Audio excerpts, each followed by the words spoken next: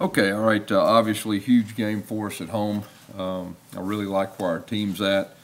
We had a very good win against Texas A&M, and probably the thing that stood out to me most about that win is the way that we handled adversity. I felt like we handled adversity better in that game we handled it any game this year, and that's always good moving forward, especially get down to the end and play very talented teams. Obviously, playing a very talented team in Georgia. Defensively, you look at all their players are very good players at each position. Statistically speaking, they're one of the best defenses in the country. They're very good against the run. They're very good on third downs, and they're good at what they do. Offensively, they run the football, and they're very good at it. Obviously, with their two running backs and their offensive line, they do a super job. I feel like their young quarterback has done a very good job, managing the offense and throwing the football. I think they're #1 in the country in red zone offense.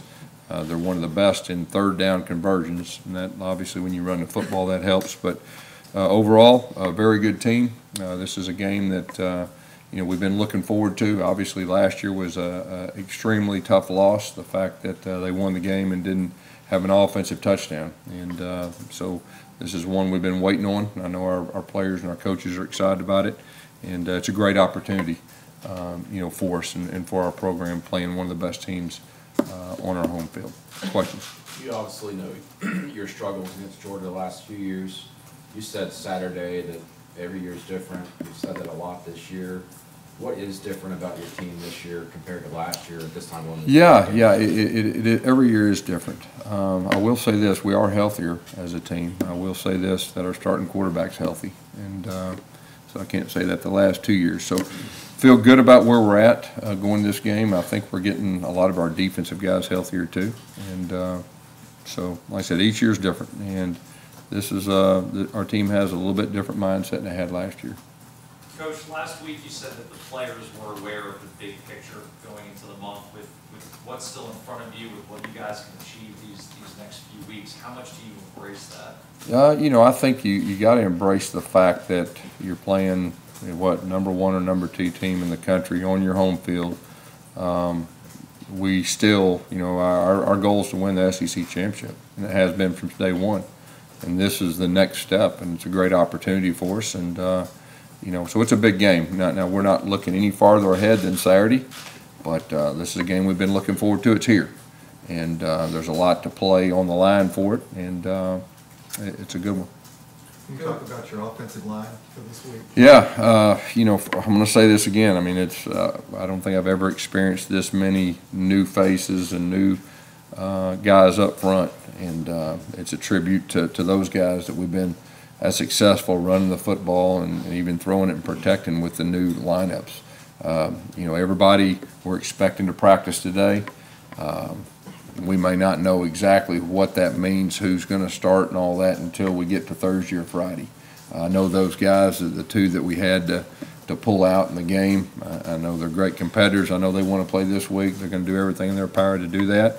But we'll just see where that goes. But it's just a blessing that we have quality depth up front. How did your two sophomores on the left side play after they came? I thought they did a good job. I mean, that was the same two that played very well against Arkansas. I thought both of them did some very good things, against A&M, and like I said, A&M's got a pretty good front. How did Tega important specifically, Gus, because the lineup changed so many times over the weeks after Clemson? Yeah. How did they change from that game where they struggled? I know Darius struggled too, but even all three of them, how did all three of them change from that game over the next 5 Yeah, years? James, a lot of it had to do with experience. When you're young and inexperienced, especially up front, and you play a very talented team, the experience does nothing but help you. And so that's probably the best way to answer that, because it's really as simple as that. Just the more experienced young guys get against good opponents, the better they get. Coach, I'm sorry. Go ahead. just moving forward from that Clemson game, what do you most credit factors with kickstarting this offense? I think it's our players. Our players, this is a players' game, and they bought into what Chip's doing, and you can see them getting more confidence each week, and they've improved and they've been balanced. watch a team like Georgia play and going throughout the season just from the eye test, obviously they haven't had to throw the ball as much because they've had so much success with the running game. As far as defensively scheming for a team like this, obviously without giving too much away, is the mindset defensively shut down the run and try to force that young freshman quarterback back to take a little bit more responsibility on his shoulders? You know, they're pretty efficient when they throw it too, you know, but I think just from a coach's standpoint, no matter what it is, you gotta try to stop what they do best. Even if they threw the ball, you'd have to stop throwing, but they actually run the football very well, and so obviously that's where it starts. But they are efficient throwing the football, and like I said earlier, that's probably been the most impressive thing is the way that he's protected the football, and he's been on the money on some of those throws, specifically in the red zone, and been very accurate. Coach, what similarities do you see between how Kirby is coaching this Georgia team to what Kirby probably got from coaching at Alabama? He's different. There's some similarities, but he has his own way of doing things defensively. That's a little bit different than when he was at Alabama, but you know that's to be expected. Special teams, and it seems like different facets of it have kind of broken down over the last 3 games. But what are you doing to try to amend that? Yeah, well, I think it starts with our kickoff team. You know, we've got to do a better job. 2 weeks in a row, we gave a touchdown and then an explosive, you know, return that led to a touchdown. So, you know, we're doing a couple different things different, and really that's where it starts in special teams. Darius Slayton's had a couple of big games, big receptions downfield. What's been the difference for him in the last couple of weeks? You know, he's been healthy. He got hurt the very first game, and it took probably a month before he could get, you know, his legs back underneath him to be close to 100%. And what you're seeing now is a guy that is healthy. We felt like he would be in a good spot to have a good year coming into the year, but you know, that hurt us when he got hurt that first game. And he's playing with a lot of confidence now, and I think Jared has a lot of confidence in him too.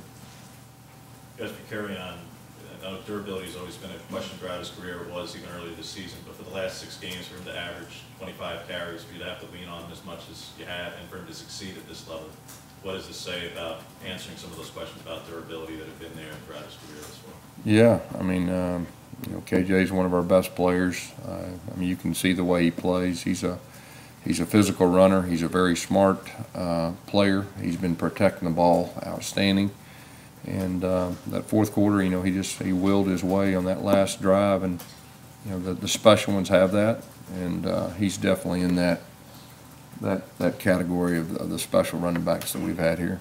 Yes, Cam got significant carries. Derek, so just talk about how you felt like you did, and did you earn some more? Yeah, there's no doubt. He did a very good job of running the football. I thought he ran hard. He protected the football. Yeah, you'll see him more and more. We have a lot of confidence in Cam, and you'll see him more and more carrying it.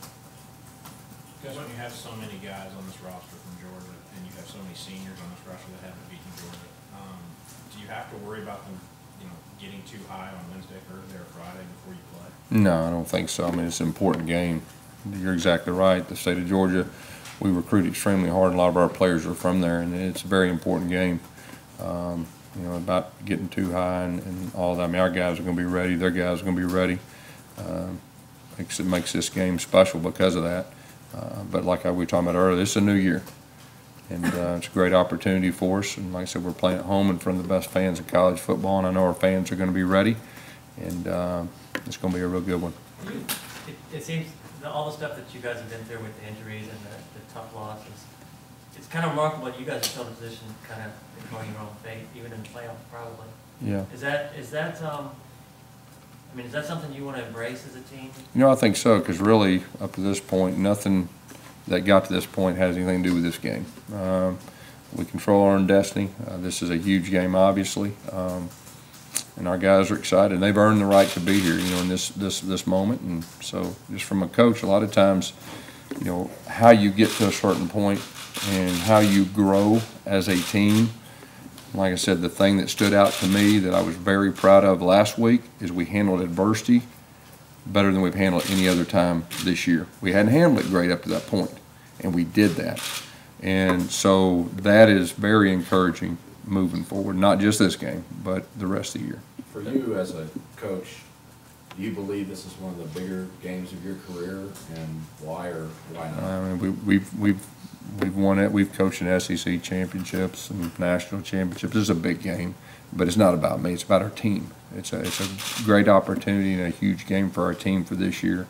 So I don't get into, you know, for me personally, big games. You know, I've been fortunate enough to coach in quite a few of them. What's this difficulty of facing a tandem like Chubb and Combs? Yeah, I think because they can keep a fresh guy in there. You know, when you're facing just one guy that's special, you know, chance of him wearing down or whatever. But they got two guys, and they're very talented, and they can keep a fresh guy in there. When you got Kerryon playing the way he is right now, obviously he's an aggressive runner, and you don't want to tone that down. But have you ever talked to him about conserving himself and trying to make sure he gets to the finish line every single game? You know, Saturday we talked to him at the end of the first quarters, halftime, third quarter, always, and he's one of those young men that's very honest. He'll tell you the truth, how he feels, and you know, we did the same thing with Trey Mason. We just communicate with him, and so it's really similar. What type of senior years Braden Smith had? Outstanding. I mean, Braden's one of our leaders up front, and consistently, I mean, he's the consistent guy that every week has played at an extremely high level, and he's one of our team leaders. He was second team All-American last year. I think he's worthy of being first team. No, there's no doubt. There's no doubt. He's one of the best offensive linemen in our league and in the country. You mentioned the adversity. Why weren't you guys able to handle it earlier in the season? Did you identify a reason that Saturday was different? You know, each team's different, and you know, the different experiences you have, and each team reacts differently. You know, you look, and you know, we had you know, some younger guys.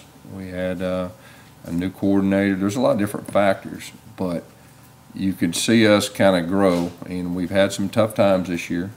And when you go through tough times as a team, you either take the next step forward or you take the next step below. You see it every week in college football. Right now, college football landscape is different than it's ever been because of social media, because of SEC Network, because all the talk and the positive and negative, and everything a kid reads, I mean, it goes in their mind. And so you either do one or the other. You never stay the same. And our team, we took the next step. And so I'm proud of where we're at. Like I was saying earlier, I said it twice, that last week we overcame adversity in a positive way. That's going to be really big moving forward, and it's going to be a big Saturday. You pay attention to social media? Huh? You pay attention to what? I do it for recruiting, but I know our players do, and that's real.